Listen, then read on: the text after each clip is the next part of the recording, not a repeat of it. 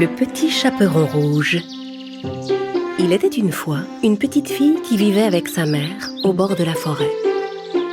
Dès qu'elle sortait de la maison, la fillette enfilait le petit chaperon rouge que sa grand-mère lui avait cousu.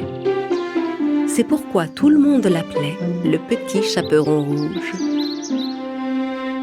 Un jour, comme on s'apprêtait à fêter le nouvel an qui arrivait, le petit chaperon rouge vint trouver sa mère dans la cuisine. « Maman, je suis si contente! C'est le réveillon! Est-ce que Mère Grand vient le fêter avec nous? » Ta grand-mère est malade.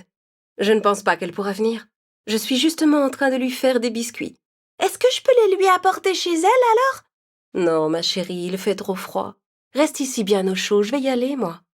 Et je vais lui préparer quelques herbes pour l'aider à guérir le plus vite possible. Oh maman, s'il te plaît, tu as déjà tellement de choses à faire. Laisse-moi y aller, je ferai vite. Bon, d'accord, mais couvre-toi bien. Le petit chaperon rouge enfila ses bottes et sa cape, prit le panier que sa mère avait préparé et se mit en route. Ne t'écarte pas du chemin et rentre avant la tombée de la nuit. Oui, maman. Il faisait très froid dehors. La forêt était couverte de neige. Le petit chaperon rouge continuait gaiement sa route vers la maison de sa grand-mère. Au fond des bois, vivait un jeune chasseur.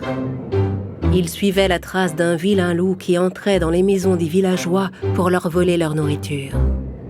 Je ne pensais pas que je devrais passer ma journée du réveillon tout seul dans les bois. Mais aujourd'hui, je vais enfin t'attraper, vilain loup. Comme ça, tout le monde pourra démarrer cette nouvelle année tranquillement. Après avoir semé la terreur dans le village, le loup errait dans la forêt à la recherche d'une proie. Je déteste quand il neige. On ne trouve plus rien à se mettre sous la dent. Pendant ce temps, alors que le petit chaperon rouge continuait son chemin, elle croisa une toute jeune biche dans les bois. Le pauvre petit animal tremblait de froid. « Pauvre petite biche, tu as l'air toute gelée. » Le petit chaperon rouge voulut s'approcher de la biche pour l'aider. Mais en voyant la fillette, la biche prit peur et s'enfuit à travers la forêt. « Non, attends, ne t'enfuis pas, je ne vais pas te faire de mal. Je veux juste t'aider, n'aie pas peur. » Le petit chaperon rouge s'élança à la poursuite de la biche. Mais malgré sa petite taille, la biche était déjà très rapide et elle finit par disparaître. Le petit chaperon rouge continua sa course un moment, mais dut finalement se résoudre à renoncer. Elle regarda autour d'elle et se rendit compte qu'elle s'était enfoncée très loin au cœur de la forêt. Elle se trouvait à un endroit où elle n'était jamais allée. La neige recouvrait tout, y compris les chemins, et elle ne savait plus où elle était. Elle essaya de rebrousser chemin en suivant ses traces de pas, mais la neige qui continuait de tomber effaça rapidement ses empreintes.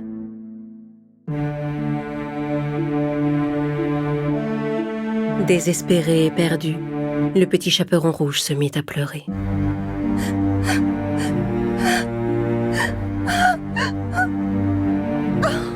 Qu'est-ce que je vais faire? Au secours! Il y a quelqu'un? Aidez-moi! Est-ce que quelqu'un m'entend? Je vous en prie! Quelqu'un finit en effet par l'entendre, mais il s'agissait malheureusement du vilain loup. À l'aide! Est-ce que quelqu'un m'entend? S'il vous plaît! Le loup se mit en route en direction de la voix et découvrit bientôt le petit chaperon rouge.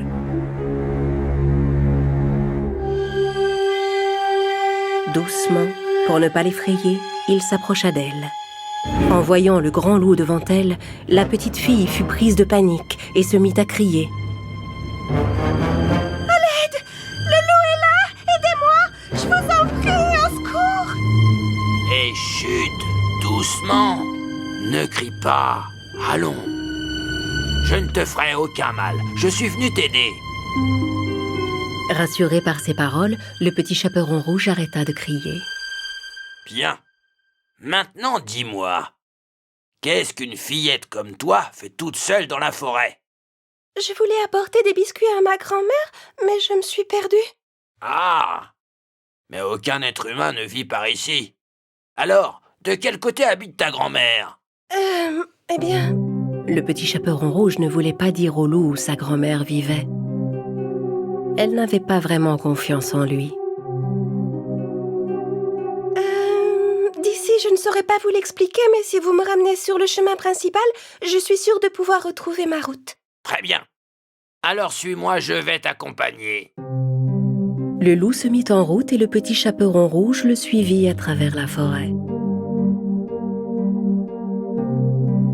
Mais le vilain loup avait élaboré un plan pour la piéger.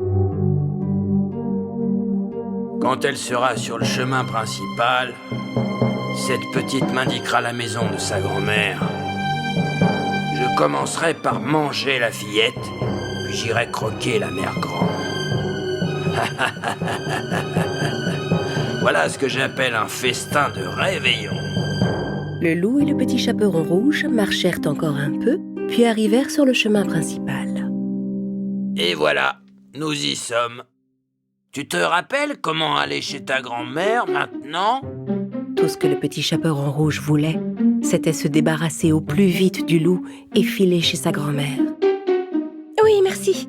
D'ici, je vais y arriver. De toute façon, ce n'est pas très loin. C'est la petite maison rouge, juste au bout de la forêt. Le petit chaperon rouge se rendit compte qu'elle avait parlé trop vite. Mais il était trop tard. Vraiment?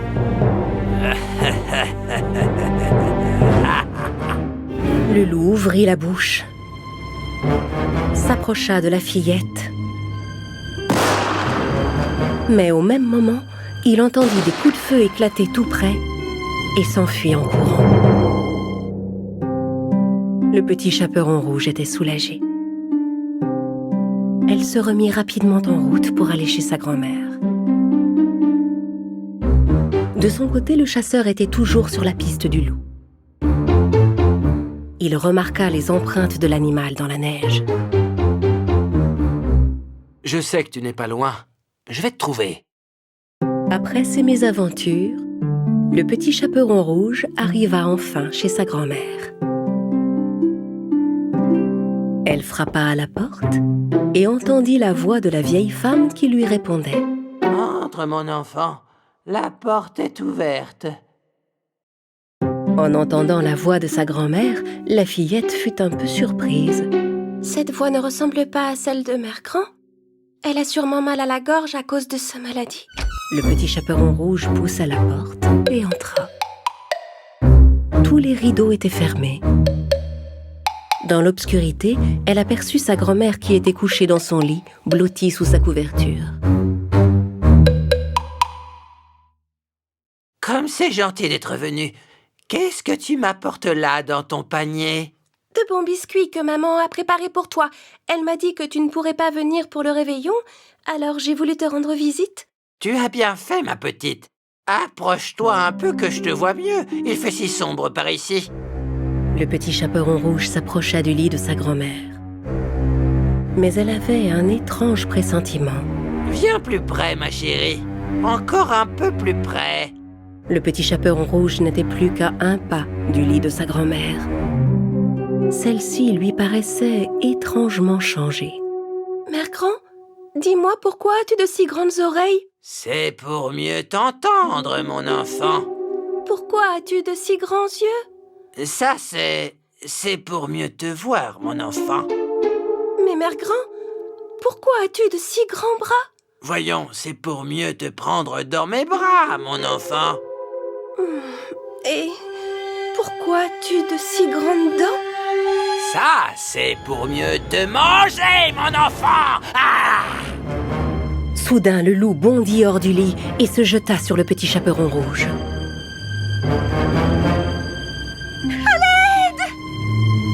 Inutile de crier, tu ne m'échapperas pas. Le petit chaperon rouge sortit de la maison et s'enfuit en courant. Mais le loup était plus rapide et commençait à la rattraper. Au moment où il s'apprêtait à se jeter sur elle, il sentit quelque chose qui le retenait. Et tout à coup, il se retrouva prisonnier d'un filet suspendu à un arbre. Le petit chaperon rouge se retourna et vit que le loup était pris au piège. Elle revint sur ses pas et s'approcha de lui. « Parle, méchant loup! Où est ma grand-mère? Qu'est-ce que tu as fait d'elle? Dis-le-moi !» Il n'a rien pu lui faire, rassure-toi. En entendant la voix, le petit chaperon rouge se retourna et vit le chasseur qui s'avançait vers elle. Ta grand-mère va bien. Elle est chez moi. Quand j'ai entendu dire qu'elle était malade, je l'ai ramenée pour la mettre en sécurité. Et j'ai préparé ce piège pour capturer ce vilain loup. Heureusement, on l'a attrapé à temps. Méchant loup, d'abord il est entré chez ma grand-mère, puis il a enfilé ses vêtements pour me piéger. Mais j'ai tout de suite vu qu'il y avait quelque chose de bizarre. Viens, allons retrouver ta grand-mère. Quant à lui, il peut bien passer son réveillon ici. Je m'occuperai de lui demain. Le chasseur et le petit chaperon rouge se mirent en route vers la cabane où se trouvait la grand-mère. Resté seul dans son filet, le loup appela en vain. « Hé, attendez! Ne m'abandonnez pas ici tout seul !» La nuit allait bientôt tomber. Le petit chaperon rouge, la grand-mère et le chasseur arrivèrent chez la fillette. Inquiète, sa maman l'attendait devant la maison. Quand elle vit sa fille, elle s'avança vers elle, soulagée. « Ma petite fille, mais où étais-tu passée? Maman, tu es là? Mais qu'est-ce qu'il s'est passé? Je vais tout te raconter, maman. Mais je dois d'abord m'excuser, je crois. Je ne t'ai pas obéi, je me suis écartée du chemin dans la forêt. Tu ne devineras jamais ce qui m'est arrivé. Plus jamais je ne te désobéirai, je te le promets. » Le petit chaperon rouge, sa mère, sa grand-mère et le chasseur passèrent la soirée ensemble, à manger et à danser pour fêter l'arrivée de la nouvelle année. Quant au vilain loup, ce fut le pire réveillon qu'il ait jamais passé.